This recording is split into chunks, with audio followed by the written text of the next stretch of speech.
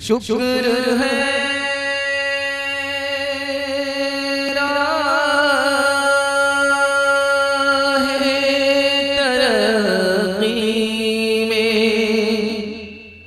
अगर बढ़ते हो ये तो बतला के कुरान कभी पढ़ते हो। वो ज़माने में मुअज़्ज़ज़ थे मुसलमान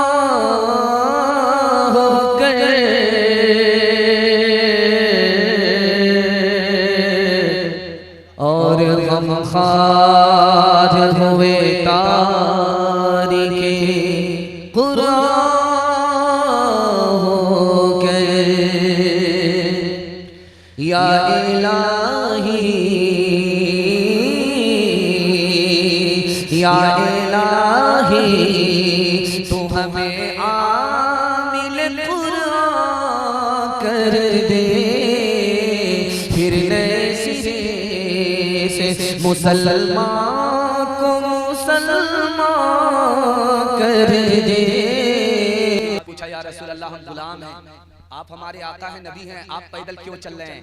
अल्लाह के रसूल ने फरमाया मैं नबी हूँ, तुम्हारा आका हूँ, पैदल तुम्हारे एहतराम में इसलिए चल रहा हूँ कि तुम्हारे सीने में कुरान है, तुम हाफिज़े कुरान हो। हमारा कब्रिस्तान इतना बड़ा होता है जो मुर्दा जहां सोता है 12 साल नहीं सो जाता, लेकिन मदीने में कब्रिस्तान इतना छोटा है, मरने वाले लोग ज्यादा, कब्रिस्तान छोटा। हर 6 महीने में पुरानी कब्र को खोद करके नया मुर्दा दाखिल कर दिया जाता है, पुराना मुर्दा 6 महीने में खत्म होता है। लेकिन एक कब्र है मदीने में, हर 6 महीने में उसको खोदा जाता है, कफन भी महफूज, लाश भी महफूज। बेटे को बुलाया गया, पूछा गया कि ये कौन है? तो मेरा बाप है, आलिम दीन थे, हिंदुस्तान मेरठ के रहने वाले थे, बदर आलम मेरठी नाम था। पैर में तकलीफ होने की वजह से, बुढ़ापे की वजह से पैर फैला करके बैठते थे, लेकिन अगर कोई छोटा बच्चा हाफिज़े कुरान मदरसे का सामने बैठ जाता तो पैर समेट करके बैठते थे, लाख तकलीफ उसको गवारा कर लेते थे।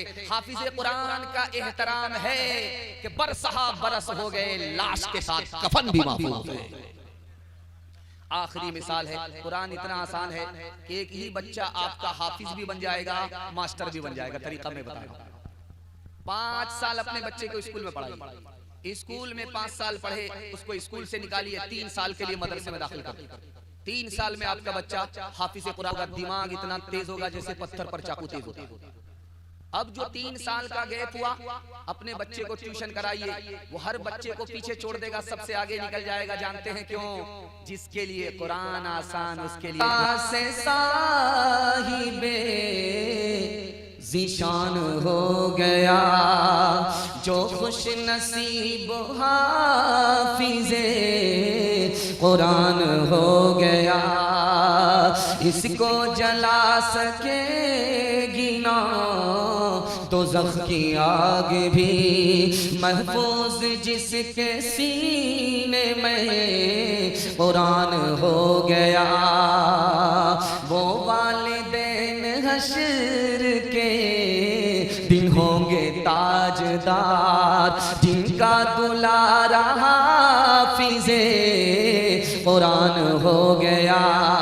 10 ऐसे आदमी को ये जन्नत दिलाएगा, दोज़ख में जिनके जाने का ऐलान हो गया। बड़ा खूबसूरत जलसा तेजी से निकल गया। रमजान के हवाले से 3 मिनट का पैगाम सुनने के लिए तैयार? हाथ उठाइए इंशाअल्लाह। रमजान का रोजा ताक पर हाथ उठाइए इंशाअल्लाह। सब समझ में आ रहा है? रोजा रख करके जैसे ही खुदा के पास पहुंचेगा, कितनी बड़ी सादत होगी कि खुदा के हाथ से रोजे का बदला मिलेगा। रमजान के महीने में गुनाह क्यों हो रहा है? फरिश्ता आजाद है, शैतान कैद है, फिर गुनाह क्यों हो रहा है? आप देखेंगे लोहार की भाती होती है, भाती चलती है, लोहा गर्म होता है, बिल्कुल सुर्ख हो जाता, बगल में बाल्टी होती है, उसमें लोहे को डाल दिया जाता है, छन से बोलता। उसके बाद जब बाल्टी से लोहा निकाला जाता है, हाथ रख करके देखिए गर्म रहता है। क्या मतलब हुआ? आग का असर अभी भी उस लोहे के अंदर है। 11 महीना हम गुनाह करते हैं, वो असर बाकी रह जाता। रमजान आ जाता है, इसलिए रमजान के महीने में भी गुनाह हो रहा है। हाथ उठाइए, रोजा रखेंगे, नाफरमानी और गुनाह नहीं करेंगे। बिल्कुल सही जा रहा, हाथ उठा दीजिए इंशाअल्लाह। एक खास बात आपको सुना रहा हूं, रोजा कौन नहीं रखेगा? जो हिम्मत चोर है वो रोजा नहीं रखेगा। एक पोटली दवाई टेबल पर रख लेता है, रमजान शुरू होने से पहले एक पोटली दवाई रख लेगा, एक पोटली दवाई रख लेगा, और रमजान में पानी भी पी रहा है, खाना भी खा रहा है, रोजा नहीं। अब कोई समझी आ जाए या पूछता कि समझी आप रोजा नहीं रखिए, तो कहता है कि प्रेशर है, शुगर है, सांस भी फूलती है। याद रखिए, ये बहाना सबसे चलेगा, अल्लाह से कोई बहाना नहीं चलेगा। 99 दिन चोर के एक दिन कोतवाल का। एक आदमी रोजा नहीं रखता था, लेकिन पाबंदी से इफ्तार खाता था। पेट क्या था? इंडिया गेट गोदाम भरता था। बीवी से फरमाइश करता था पकौड़ी भी बनाना, फुलौरी भी बनाना। एक रोजा नहीं रखता था, घोटाला करता था। वो करता क्या था? लुंगी गमछा लेकर के दरिया के किनारे डुबकी मारता। जब उसको भूख लगे, प्यास लगे, मुंह बाल देता था, पानी इत्मीनान से पी लेता था। ऊपर आकर के दस्तरखान पर बैठ करके इफ्तार खा रहा है।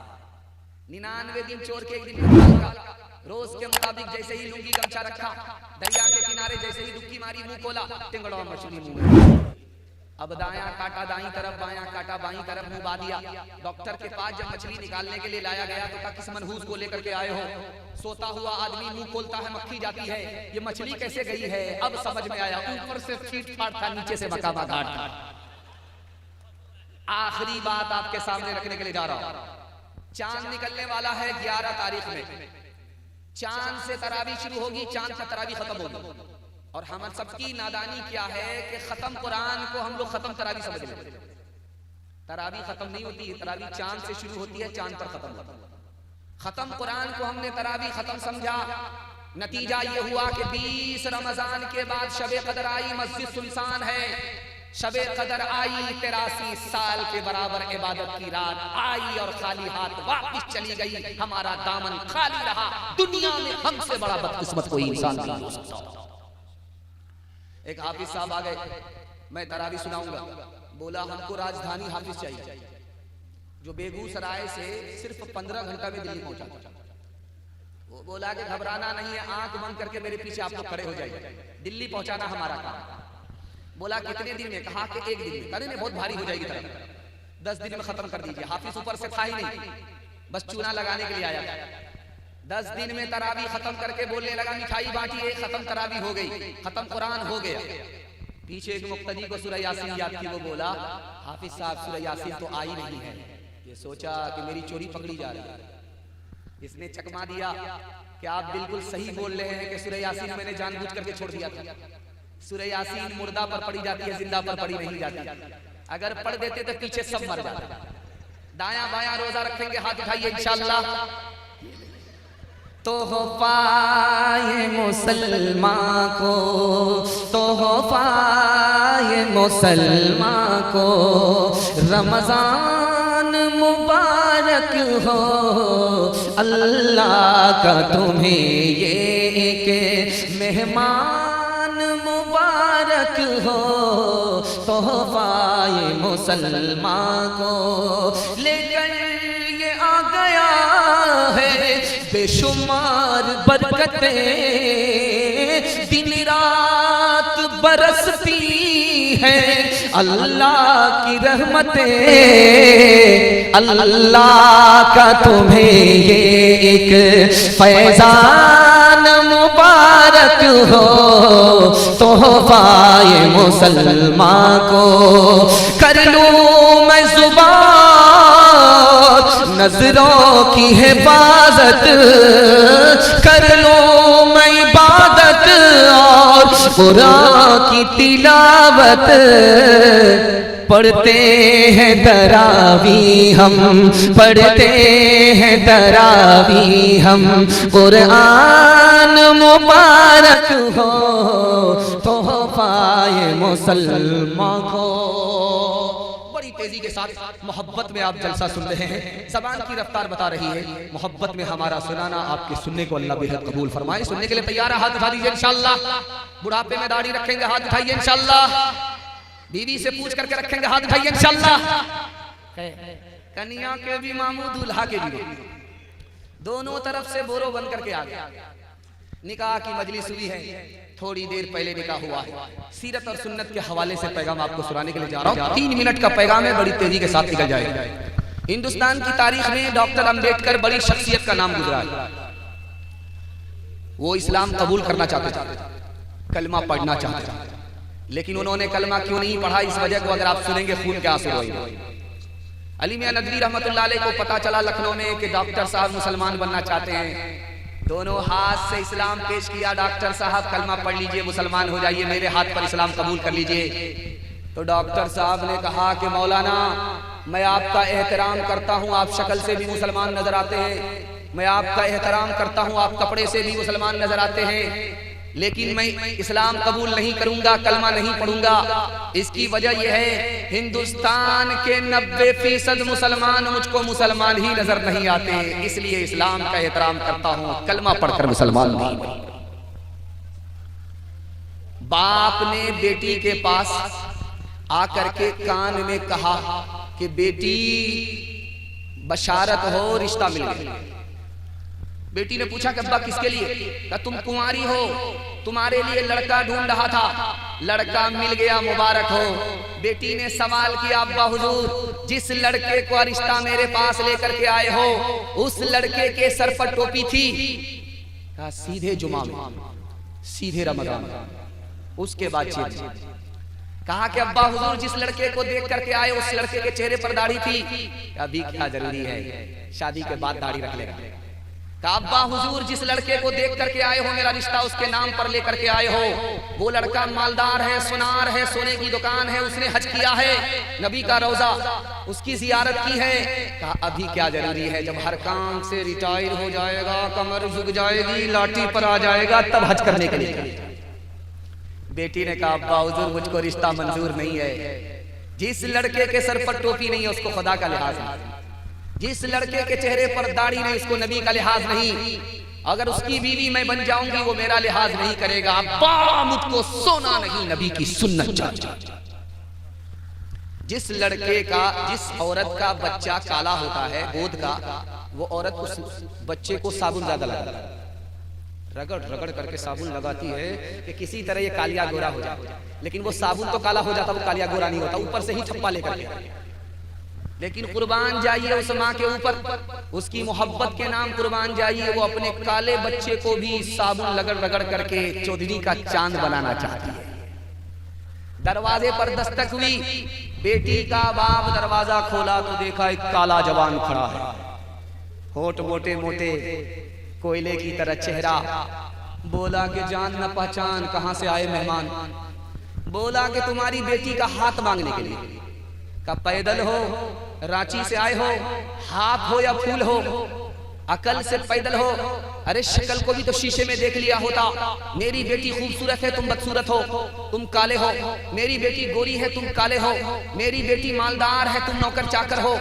रिश्ता मंजूर नहीं। पीछे से बेटी सुन रही थी, कहा कि अब्बा हुजूर, मुझको रिश्ता मंजूर है। आपने आने वाले को देखा कि काला है, आपने भेजने वाले को नहीं देखा कि कमली वाला है। ताज़ीम की है जिसने मोहम्मद के नाम की, खालिक ने उस पे आतिशे दोज़ख हराम की। तेरे मकाम का तो खुदा ही को इल्म है, जन्नत तो है जगह तेरे अदना गुलाम की। इस तरह तौबा से रंगे दिल बदलते जाइए, सुन्नतों तौहीद के सांचे में ढलते जाइए। जन्नतुल फिरदौस में जाने की ख्वाहिश हो गए, जन्नतुल फिरदौस में जाने की ख्वाहिश हो गए, जन्नतुल फिरदौस में जाने की ख्वाहिश हो गए।